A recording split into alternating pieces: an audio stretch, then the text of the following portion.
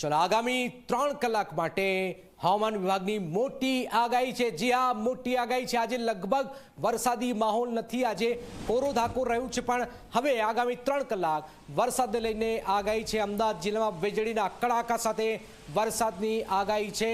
40 kilometre પ્રતિ કલાકની ઝડપે પવન ફૂંકાવાની શક્યતા છે। અમદાવાદવાસીઓ સાવધાન।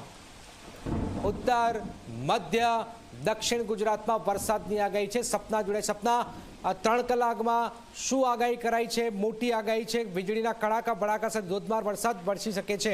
सपना बिल्कुल जनक, आगामी 3 कलाकने लईने हवामान विभागे नवकाश बुलेटिन जाहिर कर्युं छे, जेमां उत्तर गुजरातना जुदा जुदा जिल्लाओ होय, बनासकांठा होय, पाटण, મહેસાણા સહિતના તમામ જે જિલ્લાઓ છે એમાં પણ હળવાથી મધ્યમ વરસાદની આગાહી છે।